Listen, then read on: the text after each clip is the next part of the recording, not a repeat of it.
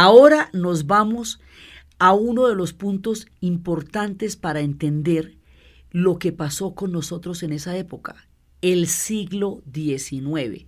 Resulta que nosotros en los primeros 3 CDs habíamos estado contextualizando lo que estaba pasando, las influencias, las revoluciones, lo que era el siglo XVIII, que había creado toda la formación de una mentalidad que era la que se estaba dirimiendo. Todos los que van a protagonizar estas historias son hombres del siglo XIX. El siglo XIX tiene sus propias características, sus propios dilemas, sus propias historias, sus propias preguntas. Esas preguntas del siglo XIX son las mismas preguntas que se van a hacer las personas que protagonizaron nuestra historia, y hay que mirarlas en el calor de la manera como se pensaba en esa época. El siglo XIX es un siglo apasionado, sediento de gloria, necesitado de grandes aventuras, con una profunda idea de progreso, con una necesidad de crear epopeyas. Es un siglo prometeico, es un siglo utópico, como todos los proyectos que hemos estado contando. Entonces es un siglo embriagado, es un siglo de las revoluciones románticas, porque es el siglo donde se está formando en Europa también los estados nacionales. En la segunda oleada, los primeros los habíamos formado en el siglo XVI, XV-XVI, que habíamos dicho que eran Inglaterra, Francia, Portugal y España. Ahora viene por el resto. Alemania, que durante tanto tiempo ha sido una matriz importantísima en la historia europea, solo se va a convertir en Estado Nacional hasta 1878, cuando alrededor del proyecto militar prusiano consigue su tan anhelada unidad, después de que eran regiones y regiones dispersas por Europa, tratando de encontrar un destino común. Italia, a través de pactos políticos, ella no había podido llegar a ser Estado Nacional porque eran ciudades-estados durante el Renacimiento, porque no se había podido dirimir el poder del Papa y el poder del Emperador, por la presencia del Vaticano, por muchas cosas. Finalmente, a través de un sistema político de alianzas y de pactos que va a articular Giuseppe Garibaldi, se va a convertir en Estado Nacional en ese mismo año que lo haría Alemania. Entonces, los mismos debates que se están dando de qué clase de estados vamos a tener después de la independencia nosotros se están dando en Europa también. Lo mismo que se está dirimiendo las instituciones que vamos a tener nosotros se están dirimiendo al otro lado del Atlántico también. Es un siglo joven. Es un tiempo joven, y la gente que protagonizó nuestras historias en América Latina era muy joven. Eran hombres jóvenes en tiempos jóvenes, cuando se estaba empezando a crear todo el proyecto de los estados. Entonces, hay una serie de elementos acá. Primero, hay una influencia de la cultura clásica. Entonces, todas las referencias son romanas. Entonces, en las juntas, en todo el movimiento de las juntas, vamos a encontrar triunviratos, vamos a encontrar cónsules, un poco de combo que era romano. A la gente de la élite de aquí la vamos a llamar patricios, y a la gente pobre de aquí la vamos a llamar la plebe por los plebeyos. ¿Sí? Términos totalmente romanos, era una etapa clásica de la cabeza. La idea del progreso tiene un problema muy complicado, y es que detrás de eso está el esquema civilización-barbarie. La civilización-barbarie situaba la cultura europea como una cultura moralmente superior por el nivel de desarrollos y avances y progresos que habían tenido en el lapso de 4 siglos. Y más todavía cuando Inglaterra desarrolla la revolución industrial, y eso la va a poner a años luz del resto de los pueblos europeos. Este esquema de civilización-barbarie hace que solamente la codificación europea sea considerada como un influjo civilizador, y se considera que el imponer estas costumbres sobre aquellos que no las tienen es civilizarlos. Y es con ese esquema que una vez que nos hayamos liberado nosotros del Imperio Español, el resto del mundo vaya a caer en el colonialismo de esta forma ya mucho más avanzada de dominación europea, que va a ser brutal. La gente a la que le va a tocar el colonialismo de aquí para adelante, a los que le van a tocar el Imperio Británico, eso va a ser durísimo, durísimo, durísimo, y a los que le va a tocar el Imperio Francés también. Y las descolonizaciones que ellos van a tener que hacer en el siglo XX, con las armas y el horror del siglo XX, van a ser hecatombes, genocidios. La nuestra fue una gesta, pues la hicimos tempranito, por la mañana, le madrugamos y todo ese tiempo lo gastamos construyendo repúblicas, mientras que esta gente se va a meter en unos colonialismos brutales.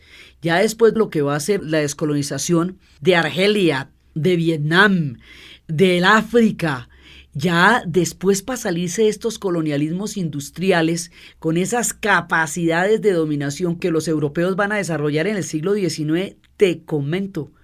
Eso no era una cosa que pudiéramos hacer a caballo, te voy a decir. Esto era una cosa que va a desangrar millones de personas para descolonizarse. Y a esto había que madrugarle. Mejor que nos hubiera cogido empezandito el siglo XIX, porque este tema en el siglo XX va a ser brutal. Y cuando los hindúes se logren descolonizar y los ingleses les digan que qué va a pasar con ellos, qué cantidad de problemas van a tener si se descolonizan, Gandhi les diría, sí, vamos a tener muchos problemas, pero van a ser los nuestros, no los tuyos. Claro, nosotros tuvimos muchos problemas y aún los tenemos, pero son los nuestros. Y los estamos resolviendo nosotros como podemos. Ahí está la diferencia y por eso es que valió la pena echarse esa montada a caballo por todos los Andes, para evitarnos las ametralladoras y los gases mostazas y los bombardeos del siglo XX, para poder resolver los problemas que son los nuestros, que nos toquen a nosotros. Para eso se hizo. Entonces, el problema de la civilización barbarie, ya en el proyecto de la construcción de nuestros estados, es que dentro de la civilización queda todo lo europeo y dentro de la barbarie queda todo lo que no está codificado en el esquema europeo, es decir, el mundo indio, el mundo mestizo, el mundo afro, el mundo mulato.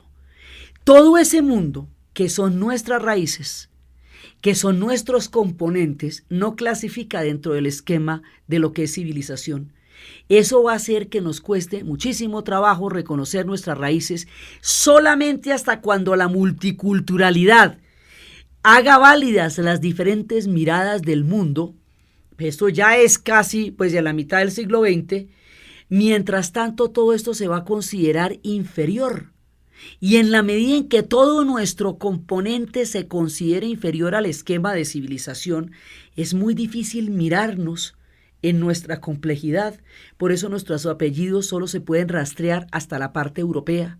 Cuando ya empiezan los apellidos indígenas o afros, se pierde el rastro del tiempo.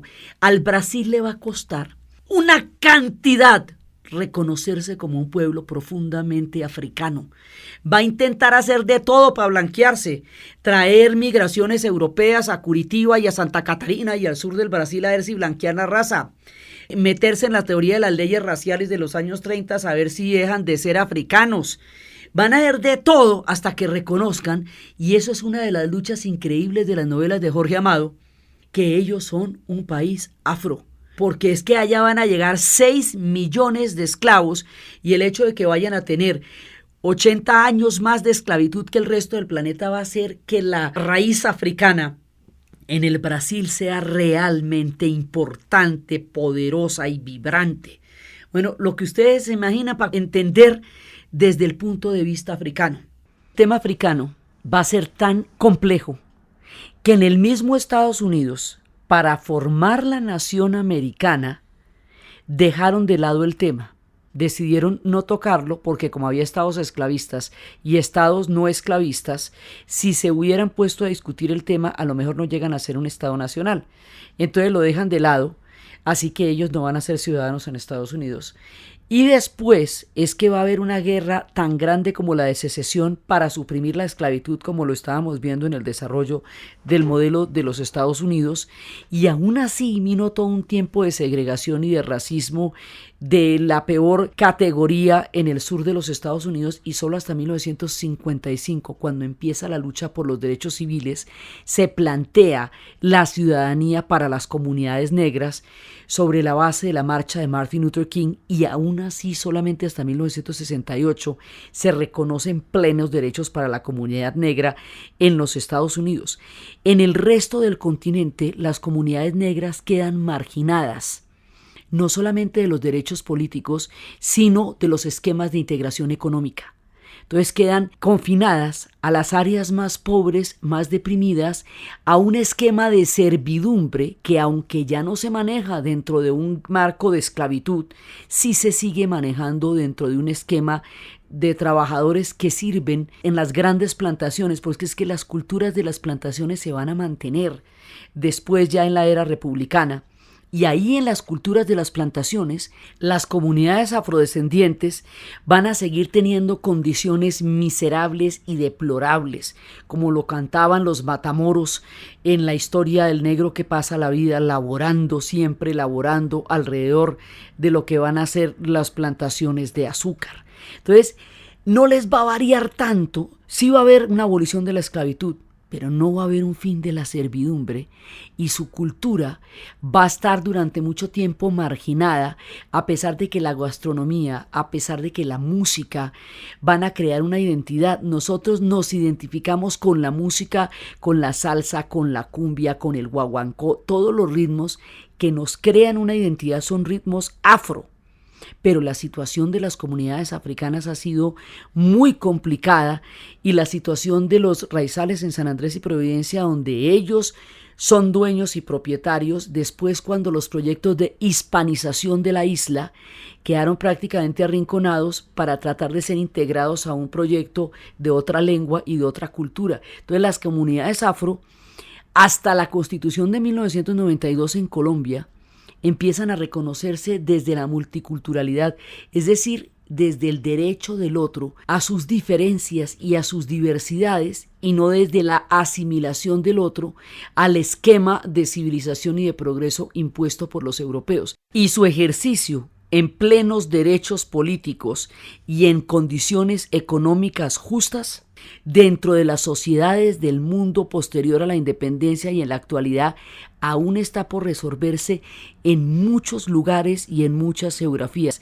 Se ha avanzado, pero de ahí a la participación plena con los derechos políticos plenos